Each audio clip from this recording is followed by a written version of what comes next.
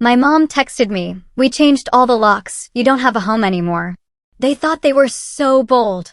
2 days later, I got an urgent email from their lawyer, "We have a problem. Call immediately." Imagine hitting rock bottom. You just lost your job, your savings are gone, and you're forced to move back home. Then, you pull into your own driveway and the front door won't open because your own parents have literally changed every single lock, sending a text that rips your world apart. "We changed all the locks. You don't have a home anymore." I typed back through blurring tears, "How funny, how brave they think they are." Our relationship had always been complicated, but this crossed a line I never knew existed. And yet, just 2 days later, an urgent email from their lawyer would change absolutely everything. My name is Mackenzie Wilson, I'm 28, and this is the story of how my life shattered, only to be rebuilt by a twist I never saw coming. Growing up in Oakwood Heights, a middle-class suburb outside Boston, my childhood looked picture-perfect on the outside. Our two-story colonial, with its manicured lawn and white picket fence, could have been ripped straight from a real estate magazine. But inside those walls, my parents, Patricia and Robert Wilson, ran our home like a military academy. From my earliest memories, everything had to be their way. My mom scheduled every single hour of my day, piano lessons on Mondays, swimming on Tuesdays, academic tutoring on Wednesdays. And my dad? He'd review my report cards with a red pen, circling any grade below an A with a disappointed sigh. Mackenzie, he'd intone, pushing my B+ math test across the kitchen table. Excellence isn't optional in this family. My younger brother, Trevor, adapted perfectly. Years younger than me, he quickly became the golden child, following every rule without question. National Honor Society, captain of the debate team, eventually admitted to my father's alma mater. Trevor checked every single box on their perfect child checklist. Me? I was born with questions on my lips. But why do I need calculus if I want to be a writer? I'd ask, earning exasperated sighs. Because Wilson children become doctors or lawyers, not struggling artists, my mother would respond, her tone ending all discussion. By high school, our home was a battleground. I joined the school newspaper. They enrolled me in pre-med summer camps. I applied to journalism internships. They scheduled hospital volunteer hours. The constant push-pull exhausted us all, but neither side would surrender. When college application season rolled around, I secretly applied to business programs, all while pretending to pursue pre-med. The day my acceptance letter from Northeastern's business school arrived, along with a partial scholarship, I finally showed my cards. "I'm going for business, not medicine," I announced at dinner, sliding the acceptance letter across the table. The silence lasted 10 excruciating seconds before my father spoke. "Then you'll do it without our support." And they weren't bluffing. While Trevor would later receive a fully funded education, I worked 3 jobs: campus bookstore mornings, waitressing evenings, and weekend retail, just to cover what my scholarship didn't. Those years taught me independence, but they carved a canyon between my parents and me that never fully closed. After graduation, I landed an entry-level marketing position at a promising tech startup. The salary barely covered my tiny apartment and student loans, but it was mine. For 3 years, I built my career, only visiting my parents for major holidays where conversations remained superficial and tense. Then, COVID hit. Our startup lost funding, downsized, and eventually collapsed entirely. With the job market frozen and my savings depleted after 2 months of unemployment, I faced the unthinkable, asking my parents if I could move back home. 6 months, maximum, I promised, as they reluctantly cleared out Trevor's old room. Just until I find something stable. From day one, the arrangement was strained. They imposed the same rules as when I was 16, curfews, chore charts, and mandatory family dinners where my mother would subtly, constantly, mention medical school applications still being an option at my age. Every job rejection email in my inbox became ammunition for their argument that I'd chosen the wrong path. Marketing for tech companies in this economy, my father would scoff. "You could have been halfway through your medical residency by now." Tensions escalated throughout my 6-month stay. My contributions to household expenses, whatever I could scrape together from occasional freelance work, were dismissed as insufficient. My job search efforts were deemed unfocused. Interviews for positions they considered beneath a Wilson were met with silent, biting disapproval. The final straw came after I lost a promising job opportunity at a digital marketing agency. After 5 grueling interviews, I'd been the second choice. Devastating news, which I received via email while sitting right there at their kitchen table. "Maybe this is a sign," my mother said, watching me fight back tears. "Your grandmother would be so disappointed to see you struggling like this." That comment ignited something in me. My grandmother, my mother's mother, had been my greatest supporter before her death 3 years ago. She'd secretly slipped me checks during college, always told me to follow my passions. "Don't you dare tell me what Grandma would think." I snapped. She was the only one who ever supported me unconditionally. What followed was the worst argument we'd ever had. Words like ungrateful, failure, and disappointment flew across the room. I accused them of never loving me for who I truly was. They called me entitled and delusional about my capabilities. I stormed out to clear my head, spending the night at my friend Allison's apartment.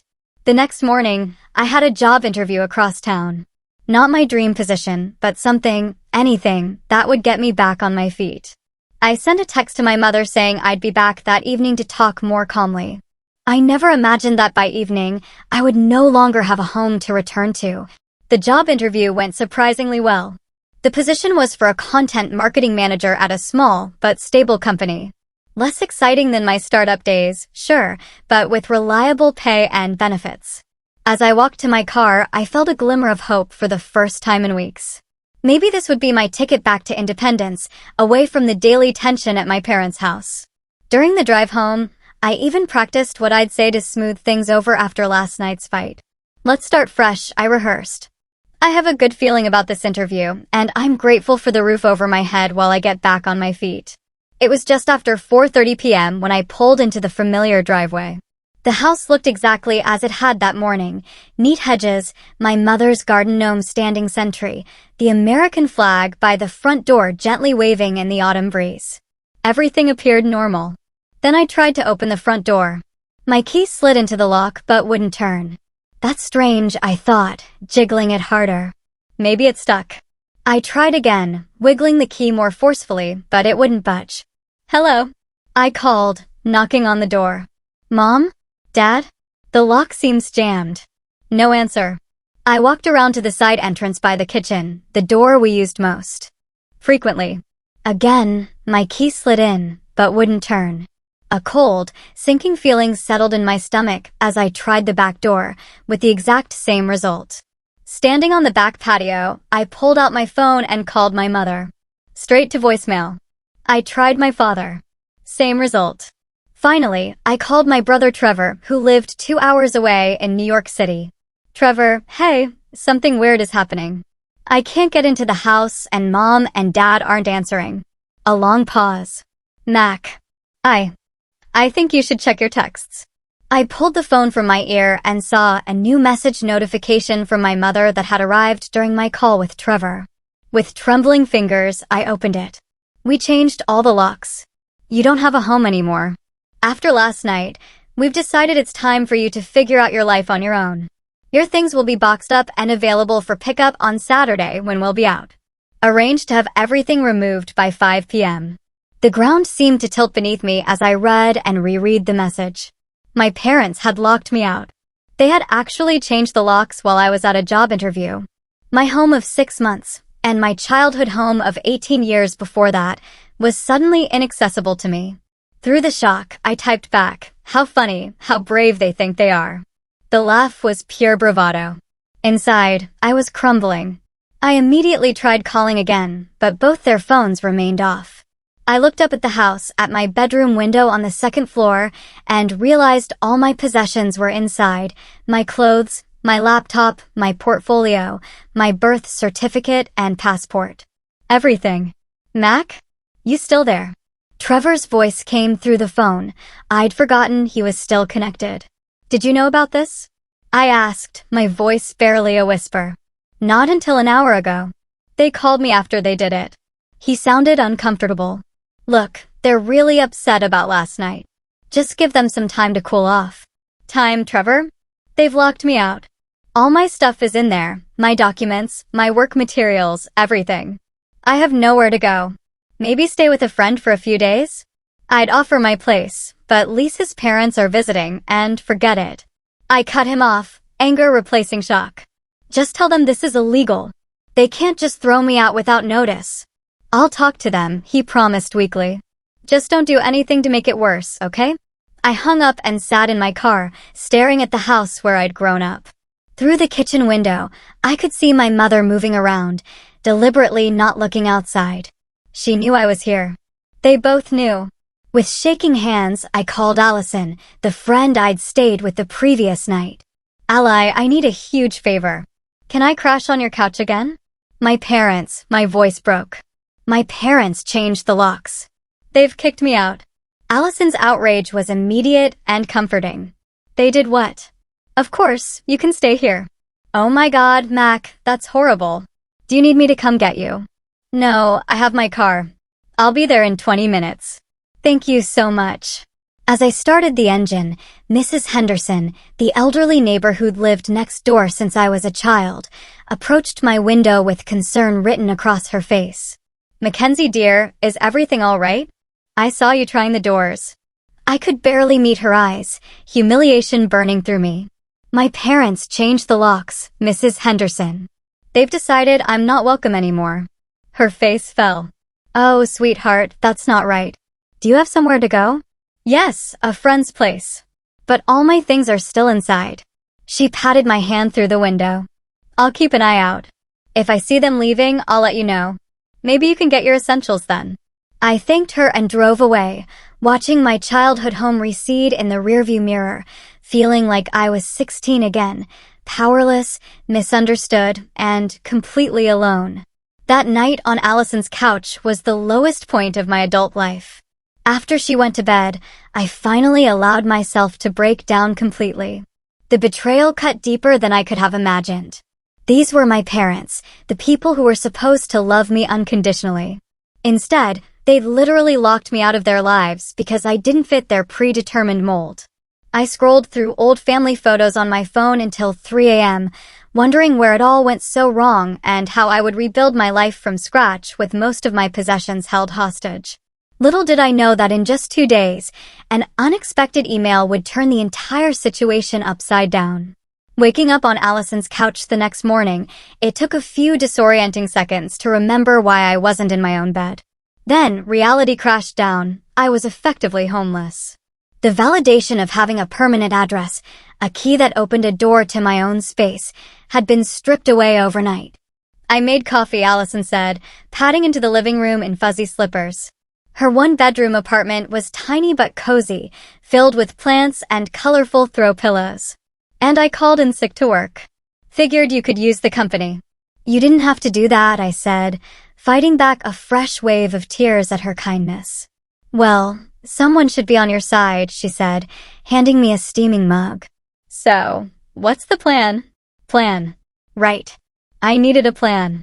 First, I tried calling my parents again. Both numbers went straight to voicemail. I left messages that started calm and became increasingly desperate. Mom, Dad, please call me back. We need to talk about this. This is illegal. You know you can't just throw someone out without notice. Please, at least let me get my important documents and work computer. No responses. Around noon, I drove back to the house, hoping to catch them leaving or returning so I could talk face to face. The driveway was empty, but both their cars were gone. I'd forgotten it was Wednesday, my mother's standing lunch with her church friends, my father's golf day. Mrs. Henderson spotted me from her garden and hurried over. They left about an hour ago, she confirmed. Your mother was carrying a shopping list, so they might be gone a while. I eyed the house, considering my options. Could I find an open window? Should I call a locksmith? But then what? Break into my own home, only to have them call the police on me? Mackenzie, Mrs. Henderson said gently. Your father gave me this for you before they left. She handed me a sealed envelope. Inside was a typed letter. Cold and formal. Any attempt to enter the premises without our permission will be considered trespassing. Your belongings will be available for collection on Saturday between 2 to 5 p.m., as previously arranged. We expect all items to be removed at that time. The letter wasn't even signed. Just printed, like a notice to a tenant. I don't understand how they can do this, I said, voice breaking. That's my home too. Mrs. Henderson shook her head sadly. I've known your parents for 25 years, and I've never approved of how they treated you. Your grandmother, Eleanor, would be heartbroken to see this. The mention of my grandmother sent a fresh pang through my chest. She'd been my safe harbor during the worst storms with my parents. After she passed 3 years ago, I'd lost my greatest ally. Thank you for being kind, I told Mrs. Henderson. At least I know someone's watching the house. I'm worried about my things. I'll keep an eye out, she promised. And Mackenzie, this isn't your fault. Remember that. The rest of the day became a blur of logistics, the unglamorous reality of sudden displacement. I visited a nearby coffee shop with free Wi-Fi to job hunt, made an appointment at the DMV to replace my driver's license. The original was inside the house, and called my bank. The bank delivered another shock. My parents had removed me from the joint account we'd established when I was in college, the account where my freelance checks were deposited. The account that contained my last $847. The primary account holders made this change yesterday afternoon. The bank representative explained apologetically. There's nothing we can do, since you were listed as a secondary holder. I'd been financially cut off too. My parents weren't just forcing me out, they were systematically erasing my safety nets, one by one. That evening, scrolling through social media on my phone, I saw Trevor had posted family dinner photos, my parents smiling around a homemade lasagna, my mother's specialty. The caption read, "Nothing like mom's cooking. Blessed family time." I threw my phone across Allison's couch. "They're acting like everything's normal," I said when she looked up, startled. Like they didn't just throw their daughter onto the street. And Trevor's playing along. Allison retrieved my phone. "Your brother's always been their puppet, you know that. He could at least acknowledge what they did was wrong. Family loyalty is complicated." She paused. "Speaking of which, you can stay here through the weekend, but Ethan's moving in Monday, remember?" Ethan was Allison's boyfriend. They'd been planning to move in together for months. "Of course," I said. "I'll figure something out by then." But the walls were closing in. I'd been job hunting for months with no success. My savings were gone. My possessions were being held hostage, and now I had 3 days to find new accommodations with no income. That night, sleeping fitfully on Allison's couch, I was plagued by stress dreams, showing up to job interviews naked, running through endless hallways of locked doors, my parents laughing as I frantically tried key after key. I woke up exhausted, with a tension headache pressing behind my eyes. "You look terrible," Allison said, not unkindly. "Maybe you should talk to someone. Like a therapist." "With what money?" "No, like a lawyer. What your parents did has to be illegal." The thought had crossed my mind, but attorneys cost money I didn't have. Besides, suing my own parents felt like crossing a line, even after everything they'd done. "Let me see what happens Saturday when I get my things," I said. Maybe they'll have cooled off by then. But deep down, I knew better. This wasn't a spontaneous action. It was the culmination of years of conditional love. My parents had finally found the ultimate way to control me, by removing my security completely. That afternoon, I used the last of my cash to buy a prepaid phone card, worried my phone bill wouldn't process with my account frozen. I was applying for a barista position. Any job would do at this point, when my email notification chimed. Sender, Sanders and Wilson Law Firm. Subject, urgent regarding Wilson family property and assets. My heart plummeted. Were my parents actually suing me now? For what? Being a disappointment? With trembling fingers, I opened the email that would completely transform my understanding of the past 28 years.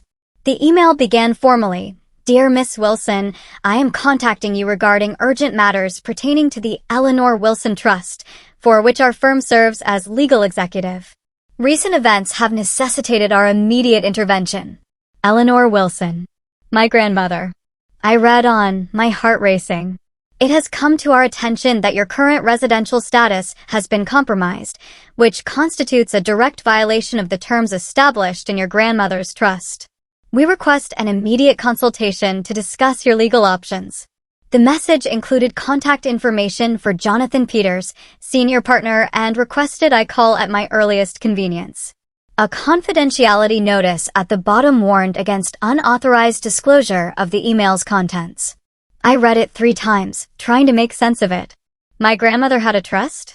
One that somehow involved my residential status? And what did they mean by legal options? With shaking hands, I dialed the number. Sanders and Wilson, how may I direct your call? Came a professional female voice. This is Mackenzie Wilson. I received an email from Jonathan Peters about my grandmother's trust. One moment, please, Miss Wilson. After a brief hold with generic classical music, a deep male voice came on the line.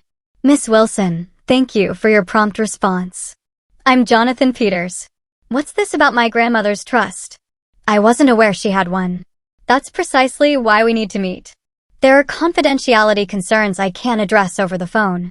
Could you come to our office tomorrow morning at 10 a.m.? Yes, I can do that. I wrote down the address he provided. Excellent. And Miss Wilson, please bring any documentation of your recent living situation and the circumstances of your departure from the family residence. After hanging up, I sat frozen, mind racing. My grandmother had always been the family maverick, a successful business owner who married late, traveled extensively, and frequently butted heads with my mother over parenting philosophies. While my parents pushed me toward prestigious, practical careers, Grandma Eleanor encouraged my creativity and independence. Some people need to control others to feel secure, she once told me during a particularly difficult period with my parents. True strength is letting people find their own path while standing ready to catch them if they fall. She'd passed away 3 years ago from a sudden heart attack. The funeral was brief and formal, just as my mother preferred. I remembered being surprised that Grandma's substantial estate seemed to transfer to my parents without much legal process, but I'd been too grief-stricken to question it. Now memories flooded back, little comments my grandmother had made, meaningful glances when my parents discussed her assets, her insistence on speaking with me alone during her final years. One day, Mackenzie, she'd said during our last visit, you'll understand just how much I believe in you. Promise me you'll never let them crush your spirit. I'd attributed it to the usual grandmother encouragement. What if it had been something more? That night, I barely slept, my mind constructing countless scenarios. By morning, I'd cycled through everything from inheriting a small savings bond to discovering my grandmother had been a secret millionaire. I arrived at Sanders and Wilson 15 minutes early, acutely aware of my wrinkled clothes and the dark circles under my eyes. The building was an imposing downtown high-rise, its lobby all marble and glass. I felt desperately out of place. At the reception desk, I gave my name with as much confidence as I could muster. Miss Wilson? Welcome, said the receptionist, a polished woman in her 50s. Mr. Peters is expecting you. 15th floor, suite 1520. The elevator ride gave me time to compose myself. Whatever this meeting revealed, I needed to appear capable and collected. Suite 1520 opened into a tasteful reception area with leather seating and discreet lighting. Before I could approach the desk, a tall man with silver hair and a tailored suit emerged from an interior office. Miss Wilson? Jonathan Peters. Please come in. His office was spacious, but not ostentatious, with views of the city's skyline and walls lined with law books. He gestured to a comfortable chair across from his desk. Thank you for coming on such short notice. I understand you're in a difficult situation. That's putting it mildly, I said, then caught myself. Sorry, it's been a stressful few days. Completely understandable. He opened a thick folder on his desk. Miss Wilson, were you aware that your grandmother established a family trust prior to her death? No. I knew she had assets, but my parents handled everything after she passed. That's part of the problem. His expression turned grave. Your grandmother established what we call a conditional trust. The Wilson family home, where you've been living until recently, was placed in this trust, along with significant financial assets. My heart began to race. What kind of conditions? The primary condition was that the property would remain your family home, with guaranteed residence rights for all direct Wilson family members, including you. Your parents were named trustees, but their right to occupy the property was explicitly contingent on your continued access to the home whenever you needed it. The implications hit me like a physical blow. Are you saying the house is actually part of my grandmother's trust? Not my parents' property. Correct. The house belongs to the Eleanor Wilson Trust. Your parents have been receiving a monthly stipend from the trust to maintain the property, with the understanding that it would always remain available to you. And by changing the locks and barring me from entry, they've violated the fundamental terms of the trust. He confirmed. Which is why our firm, as the trust's legal executive, was automatically notified. Automatically notified? How? Your grandmother was quite thorough. The trust includes monitoring provisions. When your access credentials failed to open the locks on 3 separate doors within a short time frame, it triggered an alert.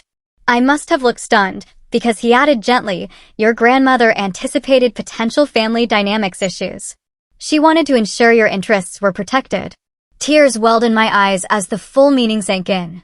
My grandmother hadn't just loved me, she'd taken concrete steps to protect me from exactly the kind of rejection my parents had just enacted. There's more, Jonathan continued, pulling out additional documents. The trust includes substantial educational funds that were to be made available to you upon request. According to our records, you've never accessed these funds despite completing your degree. Did you apply for these through your parents? No, I whispered. I worked multiple jobs to put myself through college. My parents said they wouldn't support my business degree. Jonathan's expression darkened. I see. That's extremely concerning. As your parents, as trustees, we're legally obligated to inform you of these available funds. We'll need to investigate whether there's been financial impropriety. The room seemed to spin around me. Not only had my parents locked me out of a home that wasn't technically theirs to control, but they might have been withholding education funds specifically designated for me. What happens now? I asked, my voice barely audible. You have several options, Jonathan said, his tone becoming more formal. As the trust beneficiary, you can invoke immediate enforcement of its terms, which would require your parents to restore your access to the property within 24 hours, or face significant financial penalties, including potential removal as trustees. You mean I could force them to let me back in? Or potentially remove them? Yes. Alternatively, we could negotiate a settlement that respects your grandmother's intentions while allowing for an amicable resolution. This might include establishing separate housing for you, funded by the trust, while your parents continue to occupy the family home under revised conditions. I sat in stunned silence, trying to process this complete reversal of power. For my entire life, I'd been at my parents' mercy, financially, emotionally, practically. Now, in a twist I could never have anticipated, I held significant legal leverage. I need time to think, I finally said. Of course. Jonathan handed me a USB drive. This contains digital copies of the relevant trust documents for your review. I suggest you familiarize yourself with your full rights before deciding how to proceed. We'll need your decision within 3 days, as the trust terms require prompt action on violations. As I stood to leave, a final question occurred to me. Mr. Peters, how did you know my parents had locked me out? I understand the key alert, but how did you know the details? A small smile crossed his face. Your grandmother requested specific monitoring of the property. We have an arrangement with a trusted local contact who confirms any suspicious activity. Mrs. Henderson, my grandmother's oldest friend. The pieces clicked into place. As I left the office, clutching the USB drive, I felt simultaneously overwhelmed and strangely empowered. My grandmother had seen this coming. She'd created a safety net I never knew existed. For the first time since finding myself locked out, I felt something unexpected, hope. Back at Allison's apartment, I plugged the USB drive into my phone's adapter and began reading through the trust documents. The legal language was dense, but the core message was crystal clear. My grandmother had created an elaborate safety net specifically designed to protect me from my parents' controlling behavior. The Wilson family home, the colonial where I'd grown up, the house I'd been locked out of, had been purchased by my grandmother decades ago. She'd allowed my parents to live there while raising their family, but had never transferred ownership. Instead, upon her death, the property was placed in trust with specific conditions. My parents could continue living there rent-free and would receive a monthly stipend for maintenance and property taxes, but only if they guaranteed that I would always have a place in that home if I needed it. The moment they violated that condition by changing locks or otherwise preventing my access, they would trigger a series of escalating consequences. First came a formal warning. If access wasn't restored within 7 days, the monthly stipend would be suspended. If the situation remained unresolved after 30 days, my parents could face removal as trustees and potentially lose their right to occupy the property entirely. They risked losing everything just to teach me a lesson, I whispered to myself, still struggling to comprehend the magnitude of their gamble. But the property revelation was just the beginning. As I continued reading, I discovered that my grandmother had established a substantial education fund that should have been available to me throughout college and remained accessible for further education or professional development. According to the documentation, my parents, as trustees, had received quarterly reminders of these funds. Yet they'd watched me work 3 jobs, take out loans, and struggle financially through college without ever mentioning this available support. Most shocking of all was the personal letter from my grandmother included in the digital files, dated just 2 months before her death. It spoke directly to me. My dearest Mackenzie, if you're reading this, then something has gone wrong. I've tried throughout your life to buffer the controlling tendencies I've observed in your parents, my own daughter included, but I've always feared that without my presence, their behavior might escalate. This trust is my way of protecting you, even after I'm gone. You have always been brave enough to forge your own path, even when it was difficult. That independent spirit is your greatest strength, though your parents may see it as defiance. The funds and provisions included here are not about money, but about freedom, the freedom to make your own choices without economic coercion. Use these resources wisely, but never feel guilty for claiming what is rightfully yours. Know that I am prouder of you than words can express. All my love, Grandma Eleanor. I read the letter 3 times, tears streaming down my face. Even from beyond the grave, my grandmother had found a way to support me, to validate my choices, and to provide the unconditional love my parents had always withheld. The next morning, I returned to Jonathan Peters' office with a clearer understanding and many questions.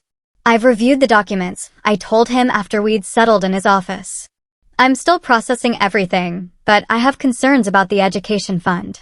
If my parents have been misusing it. Jonathan nodded gravely. We've begun a preliminary audit.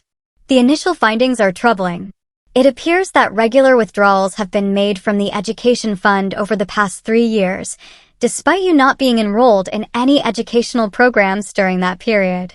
They've been taking money that was meant for me? Is that legal? As trustees, they had technical access, but the terms clearly state the funds were exclusively for your educational benefit. If they've been using these funds for other purposes, it constitutes a serious breach of fiduciary duty. The betrayal cut deep. Not only had they denied me access to financial support during college, but they appeared to have been helping themselves to my inheritance since my grandmother's death. We've also confirmed through property records that significant renovations were made to the family home last year, Jonathan continued. A new kitchen, master bathroom upgrades, and a backyard landscaping project totaling approximately $87,000. I remembered those renovations. My mother's dream kitchen with custom cabinets and top-of-the-line appliances. My father's elaborately landscaped backyard retreat with a built-in grill and water feature. Projects they'd claimed they'd been saving for over many years. They used my education money to remodel the house, I said flatly. That appears to be the case.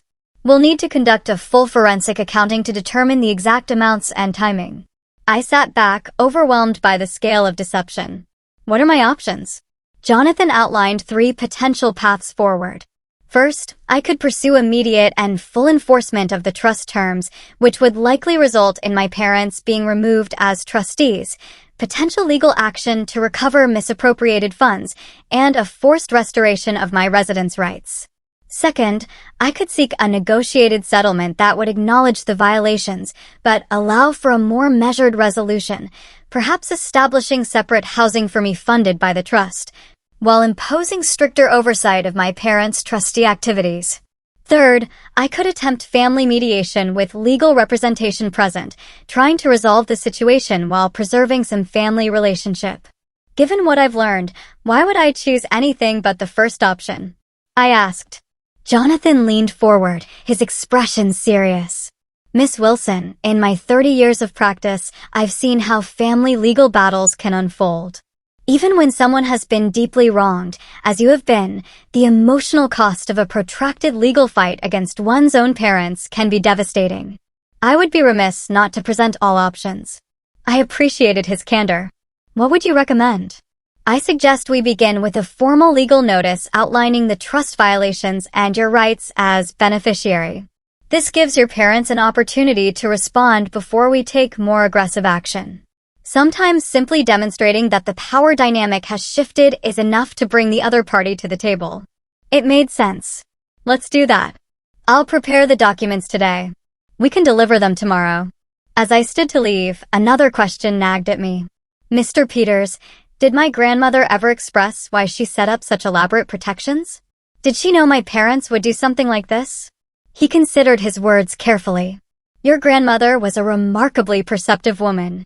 During our discussions about this trust, she expressed concern about what she called conditional love, the tendency of your parents to withdraw support whenever you made choices they disagreed with. She believed this pattern might escalate after her passing. She saw it all so clearly, I murmured. Indeed. Her primary concern was ensuring you would have the freedom to build your life on your own terms, without economic coercion. That's why the trust includes not just housing provisions, but educational and career development funds as well. As I left the law office, I felt a complex mix of emotions: grief for my grandmother who had understood my struggles so deeply, rage at my parents for their deception, and a growing sense of determination. This wasn't just about reclaiming my place in the family home anymore. It was about standing up for myself in a way my grandmother had always believed I could. The formal legal letter was delivered to my parents the following day by courier. Jonathan called to confirm receipt and warned me to prepare for their reaction. It came within hours, a barrage of calls and texts from both parents, ranging from incredulous to furious to suddenly conciliatory. What is the meaning of this? My father demanded in his first voicemail. Some lawyer shows up with ridiculous accusations about your grandmother's wishes. This is outrageous. My mother's approach was more emotional. Mackenzie, I can't believe you would do this to your own family after everything we've done for you. Please call us immediately. An hour later, their tone had shifted dramatically. Honey, there's clearly been a misunderstanding, my mother's text read. We never intended for you to leave permanently. Let's talk this through as a family. I forwarded each message to Jonathan without responding directly. His advice was clear: let the legal process work without getting drawn into emotional manipulation. Late that evening, Trevor called. Mac, what the hell is going on? Mom and Dad are completely freaking out about some trust and lawyers showing up at the house. Did they tell you what they did? Locking me out?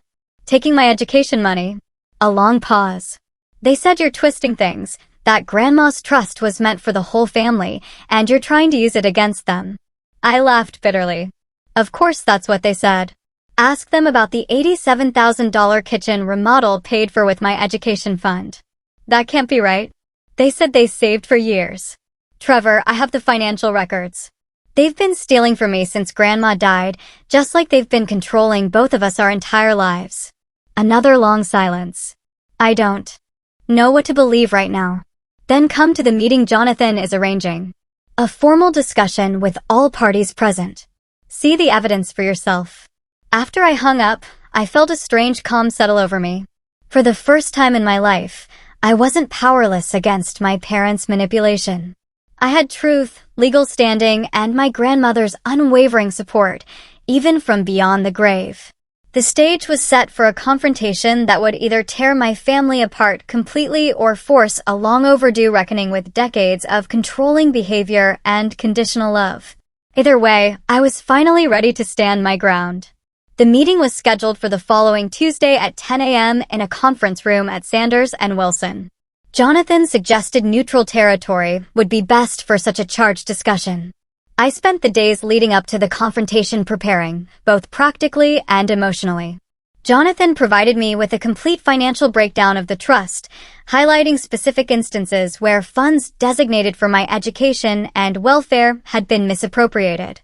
The total exceeded $120,000 over 3 years, money that should have supported my education and career development.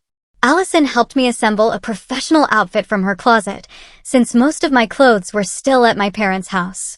"You need to look like you're in charge," she insisted, lending me a tailored navy blazer and crisp white blouse. The morning of the meeting, I arrived 30 minutes early, my stomach in knots despite my preparation. Jonathan met me in the lobby. "Remember," he advised as we rode the elevator, "this isn't about punishment. It's about establishing boundaries and ensuring your grandmother's wishes are honored moving forward." The conference room was intimidatingly formal, a long mahogany table surrounded by leather chairs, water pitchers and glasses at each place setting.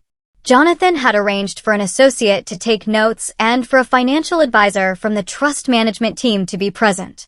At precisely 10 a.m., my parents arrived, accompanied by a lawyer of their own, Gregory Walsh, a longtime family friend and my father's golf partner. My brother Trevor slipped in behind them, looking uncomfortable and out of place. The initial greetings were stiff and formal. My mother attempted to approach me with an embrace, but I stepped back, maintaining professional distance.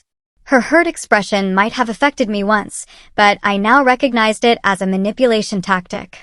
Once everyone was seated, Jonathan opened the proceedings. "We're here today to address serious concerns regarding the administration of the Eleanor Wilson Trust, specifically violations of the residence provision and potential misappropriation of designated funds." My father immediately interrupted. "This is ridiculous. Eleanor was my mother-in-law. We had countless conversations about her wishes for the family home." "With all due respect, Mr. Wilson," Jonathan replied evenly, "the legal documents speak for themselves. The trust terms are explicit regarding Miss Mackenzie Wilson's guaranteed right to reside in the family home whenever needed." He slid copies of the relevant trust sections across the table. "Furthermore," he continued, "our financial audit has identified numerous withdrawals from the education fund that appear to have been used for home renovations and personal expenses rather than Miss Wilson's educational benefit, as stipulated." My mother's face had gone pale. My father looked between his lawyer and Jonathan, clearly unsettled by the directness of the accusations. Mr. Walsh cleared his throat. "We acknowledge there may have been some technical violations of the trust terms, but these were minor administrative oversights, not deliberate breaches. Changing the locks to explicitly bar a beneficiary from the residence is hardly a technical violation or administrative oversight," Jonathan countered, his tone still professional but with an edge of steel. "Nor is withdrawing over $120,000 from a designated education fund for personal home improvements." Trevor's head snapped up. $120,000. "Mom? Dad? You said it was just some maintenance expenses." My father shot him a warning look. For the next hour, Jonathan methodically presented the evidence: financial records, property invoices, text messages documenting the lockout, and my grandmother's explicit instructions regarding my welfare. With each new piece of evidence, my parents' position weakened visibly. Finally, when the financial presentation concluded, Jonathan turned to me. "Miss Wilson, would you like to address your concerns directly?" Taking a deep breath, I looked directly at my parents for the first time since the meeting began. "My entire life, you've used financial control as a weapon. When I chose business over medicine, you cut me off completely. You watched me work 3 jobs through college without ever mentioning the education fund Grandma established for me. And when I needed shelter during a difficult time, you exploited my vulnerability to reassert control over my life." My voice grew stronger as I continued. "What hurts most isn't the money. It's that you betrayed not just me, but Grandma Eleanor too. She trusted you to honor her wishes, to support my independence, even when you disagreed with my choices. Instead, you violated that trust in every possible way." My mother's eyes filled with tears. "We only wanted what was best for you, Mackenzie. We've always just wanted you to succeed." "No," I replied firmly. "You wanted me to succeed on your terms, following your plan. That's not love. That's control." My father, looking cornered, finally erupted. "This is how you repay us for raising you? By sicking lawyers on your own family. Your grandmother would be ashamed." Actually, Jonathan interjected smoothly, "Mrs. Eleanor Wilson anticipated this exact scenario. That's why she established the monitoring protocols and enforcement mechanisms in the trust. She left explicit instructions regarding her concerns about your controlling behavior toward Mackenzie." He produced my grandmother's letter, copies of which were distributed around the table. As my parents read her words, the fight seemed to drain out of them. My mother covered her mouth, tears streaming freely now. Trevor, who had been silent throughout most of the meeting, finally spoke. "I had no idea any of this was happening. Mac, why didn't you tell me how bad things were? Would you have believed me?" I asked gently. "You've always seen a different version of Mom and Dad than I have." He looked down, acknowledging the truth of my words. After a moment of heavy silence, Jonathan redirected the conversation. "We need to establish a path forward that honors the trust terms while allowing for family healing, if possible. Miss Wilson has prepared a proposal." I nodded, pulling out the document I'd prepared with Jonathan's help. "I'm not interested in punishing you or creating an ongoing legal battle," I began. "What I want is independence and a recognition of the harm that's been done. My proposal has 3 parts. I outlined my terms clearly. First, the trust would purchase a small condo for me, using a portion of the education funds that should have been available during college. This would provide me with stable housing while I rebuilt my career. Second, my parents could continue living in the family home, but financial oversight of the trust would transfer to an independent trustee to prevent further misuse of funds. Third, we would commit to family therapy to address the patterns of control and conditional support that had damaged our relationship for decades. And if we refuse, my father asked, though his usual confidence had evaporated. Jonathan answered before I could. Then we proceed with formal enforcement of the trust violations. This would likely result in your removal as trustees, potential legal action to recover misappropriated funds, and a significant reduction in your benefits under the trust. Mr. Walsh leaned over to whisper something to my father, who listened with a tightening jaw before finally nodding. "We'll need time to review the proposal in detail," Mr. Walsh stated formally. "Of course," Jonathan replied. "We can give you 48 hours. After that, we'll need to proceed with enforcement actions as required by the trust terms." As the meeting concluded, my mother approached me while my father was speaking with their lawyer. "Mackenzie," she said quietly, "I never meant. I didn't realize how this looked from your perspective." It wasn't an apology, not really, but it was perhaps the closest she could come in that moment to acknowledging harm. "I know, Mom," I replied. "That's why I included family therapy in my proposal. We need to learn how to communicate without control or manipulation." She nodded, a complex mix of emotions crossing her face. As everyone filed out of the conference room, Trevor hung back to walk with me. "I should have paid more attention," he said. "I knew things were always tense between you and them, but I had no idea about the money or how they treated you during college." "You were the good child," I said without bitterness. "You never had reason to see that side of them." "I want to help fix this," he offered, "whatever happens next." For the first time in days, I felt a glimmer of hope that some family relationships might be salvageable, even if they would never be the same. 47 hours later, Jonathan called with news. My parents had accepted the proposal, with only minor modifications to the therapy requirements. The process of establishing my new housing would begin immediately, and I would have access to the family home to retrieve my belongings whenever I wished. The confrontation hadn't been the dramatic showdown I'd imagined, with villains vanquished and justice thunderously served. Instead, it had been something more complex, a painful but necessary dismantling of harmful patterns that had persisted for decades. As I hung up the phone, I realized my grandmother had given me not just financial security, but something far more valuable, the opportunity to break this cycle of conditional love and control that had defined my family for generations. 1 month after the settlement, I stood in the living room of my new condo, still amazed by the turn my life had taken. The space was modest, but entirely mine, a one-bedroom unit in a pleasant neighborhood, purchased with funds from my grandmother's trust. Natural light streamed through large windows, illuminating walls I could paint any color I wanted, shelves I could fill with books my parents would never approve of, and a life I could shape according to my own values. The settlement had proceeded smoothly. Once my parents accepted the inevitable, the trust purchased the condo and established a monthly stipend to help me rebuild while I searched for permanent employment. My parents retained the family home, but with an independent trustee overseeing all financial decisions related to the trust, a humbling arrangement for my father, especially. Most of my possessions had been retrieved from my parents' house during a tense but civil Saturday afternoon. Trevor had helped, acting as a buffer when my father made passive-aggressive comments about ungrateful children, and my mother vacillated between tearful appeals and cold silence. "They'll adjust eventually," Trevor had whispered as we loaded boxes into his SUV. This is the first time they've ever faced real consequences.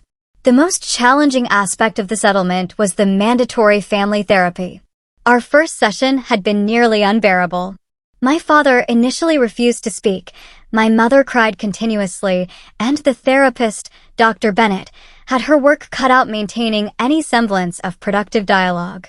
Family patterns don't develop overnight, and they won't be resolved quickly either, she warned us at the end of that first difficult hour.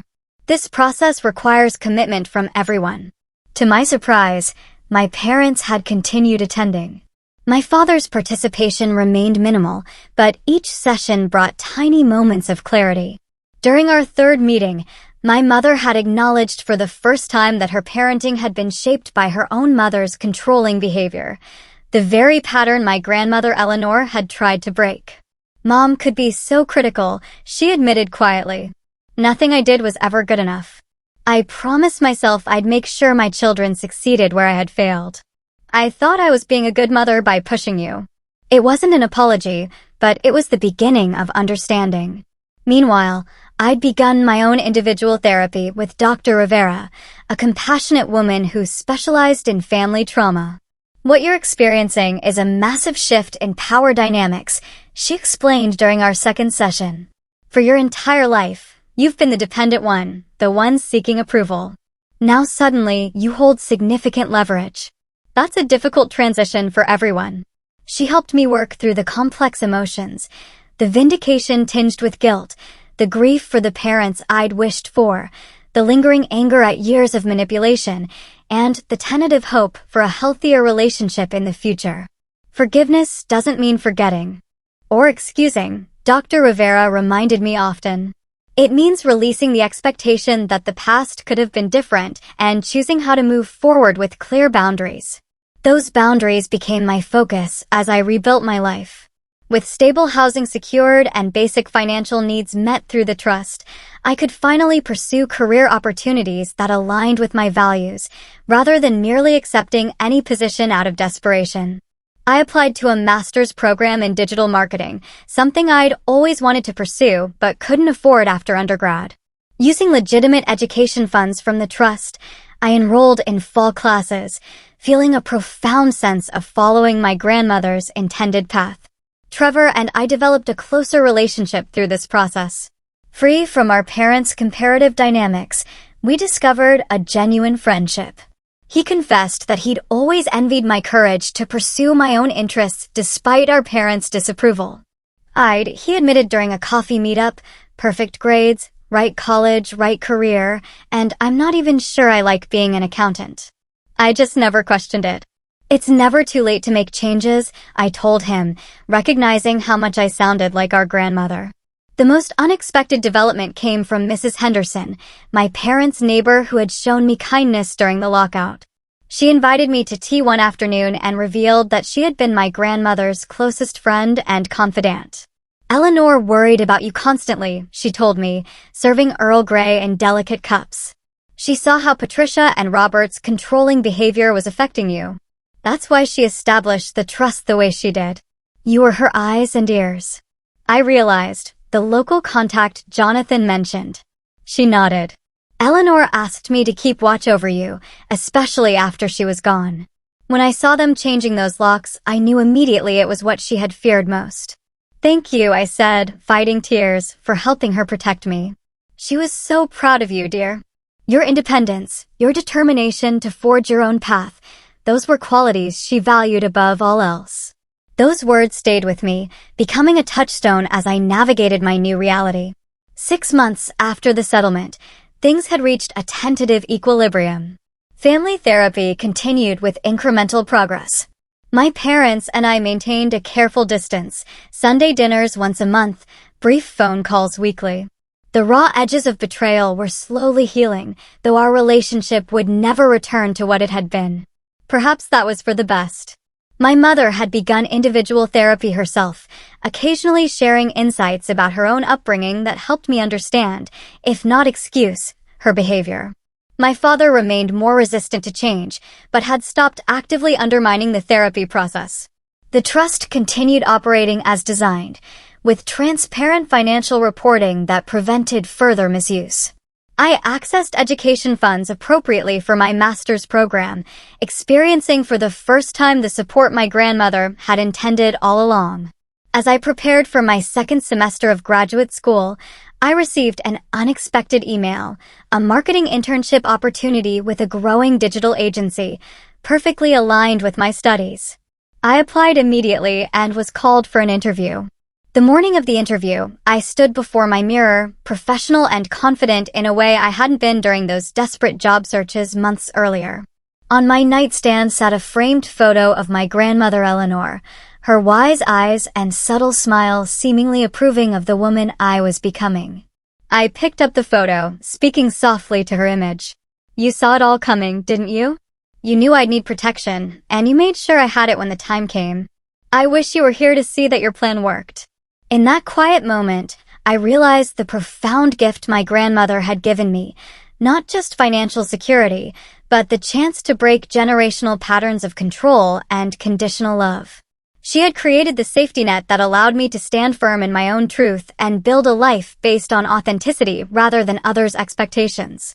As I headed out the door to my interview, I felt her presence with me, along with a deep sense of gratitude for her foresight and unconditional love. The journey hadn't been easy, and there was still healing ahead, but I was finally walking a path of my own choosing, exactly as my grandmother had intended. Have you ever had to stand up to family pressure or expectations to follow your own path? I'd love to hear your stories in the comments below. And if this story resonated with you, please like and subscribe to follow more of my journey. Sometimes, the family we choose and the boundaries we set are the most important steps toward finding our true selves. Thank you for watching, and remember that you deserve support that doesn't come with strings attached.